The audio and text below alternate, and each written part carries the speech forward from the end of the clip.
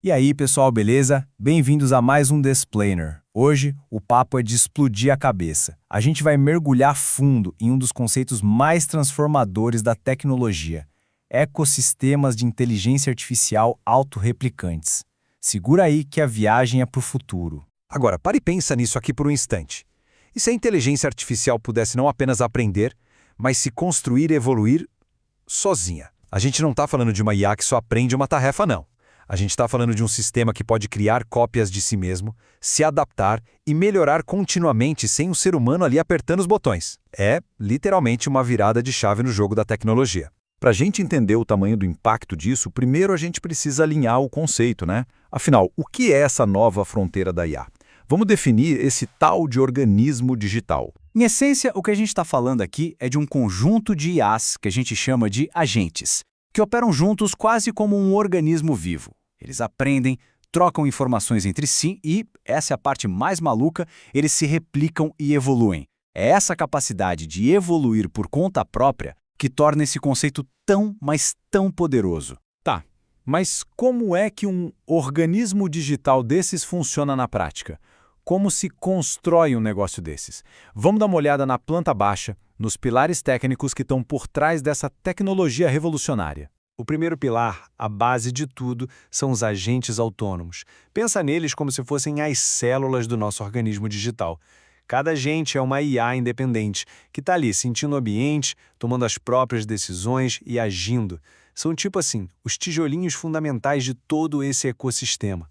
Depois vem o segundo pilar, a autorreplicação. E aqui a coisa começa a ficar com cara de ficção científica. É a capacidade que um agente tem de criar cópias de si mesmo. E essas cópias, olha que interessante, podem ser idênticas ou ter pequenas mutações, permitindo que o sistema se adapte e escale numa velocidade absurda.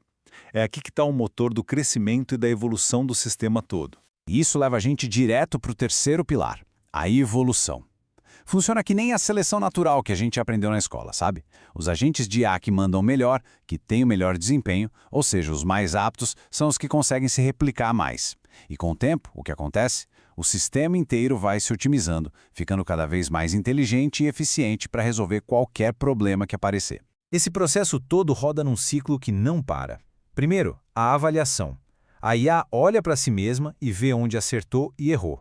Segundo passo, mutação. Com base nisso, ela pode dar uma mexida no próprio código, testar uma variação. Terceiro, criação. Pronto, uma nova versão dela mesma é gerada. E por último, a seleção. Só as IAs que realmente funcionaram bem sobrevivem e recomeçam o ciclo. É uma máquina de melhoria contínua e autônoma. E por baixo do capô, o que está rodando para fazer isso tudo acontecer? Bom, a gente tem umas paradas de programação bem específicas. A programação orientada a agentes, que é o que deixa cada IA ser uma entidade autônoma. Temos também a programação funcional e a reativa, que são cruciais para gerenciar os dados e o estado de um sistema que é super complexo e está mudando o tempo todo. E para mapear como esses agentes se relacionam e evoluem, estruturas de dados como grafos e árvores são, assim, a espinha dorsal de tudo. Ok, isso tudo pode soar meio teórico, meio coisa de laboratório, né?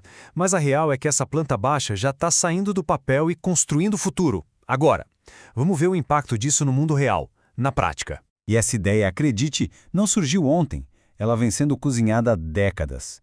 Começou lá nos anos 50 com as teorias do John von Neumann. Depois, nos anos 70, teve o famoso jogo da vida, que mostrou como a complexidade pode surgir do simples. Aí, nos anos 90, os algoritmos genéticos começaram a simular a evolução no software. E agora, com aprendizado por reforço e IA generativa, a gente finalmente tem as peças para fazer esses ecossistemas virarem uma realidade. E as aplicações são de cair o queixo. Pensa na indústria 4.0, linhas de produção que se otimizam sozinhas em tempo real. Na saúde, a gente pode acelerar a descoberta de novos remédios de um jeito nunca antes visto. No mercado financeiro, algoritmos que evoluem para pegar fraudes cada vez mais sofisticadas. E para mim, o mais surreal, na exploração espacial, IAs que poderiam construir bases em Marte de forma totalmente autônoma. O valor que isso agrega é simplesmente gigantesco. Beleza, mas onde é que essa revolução está acontecendo de verdade?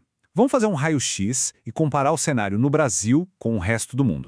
Lá fora, potências como Estados Unidos, China e Alemanha estão na ponta, investindo pesado em pesquisa com foco em robótica, medicina, exploração espacial. E o Brasil?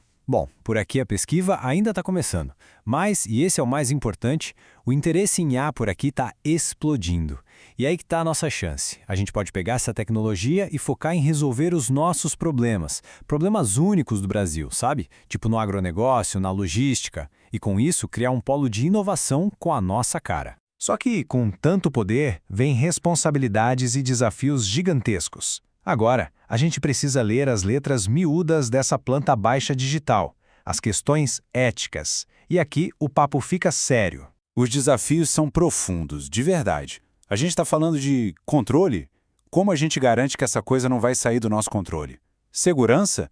Como proteger contra gente mal intencionada? Responsabilidade? Se der ruim, a culpa é de quem? Viés? Como a gente evita que preconceitos humanos sejam não só copiados, mas amplificados? E transparência? Como vamos entender as decisões de uma caixa preta que evolui sozinha? Essa é a primeira grande questão, o paradoxo central. Se o objetivo é justamente criar um sistema que seja autônomo, como é que a gente, ao mesmo tempo, mantém ele sob controle, garantindo que ele vai seguir os nossos valores? É uma sinuca de bico que a gente precisa resolver. A seguir, a questão da responsabilidade. Sabe quando um carro autônomo bate e a gente já quebra a cabeça para saber de quem é a culpa? Agora imagina isso com uma IA que se projetou e evoluiu sozinha. Quem é o responsável? O programador original? O dono? A própria IA? Nossas leis hoje não têm a menor ideia de como responder a isso. E, por fim, o fantasma do viés. IAs aprendem com os dados que a gente dá para elas. E os nossos dados, vamos ser honestos, são cheios de preconceitos. Um sistema que se autorreplica pode pegar esses vieses e não só perpetuar, mas amplificar eles a cada nova geração, criando um ciclo vicioso de discriminação em escala massiva. E tudo isso nos deixa com uma pergunta que fica no ar. Uma pergunta fundamental. O que estamos criando aqui? É a ferramenta definitiva que vai resolver todos os nossos problemas? Ou será que estamos, sem querer, dando origem a uma forma de vida digital? A resposta para isso vai definir não só o futuro da tecnologia, mas talvez o nosso próprio futuro. Fica aí a reflexão. Obrigado pela companhia e até a próxima.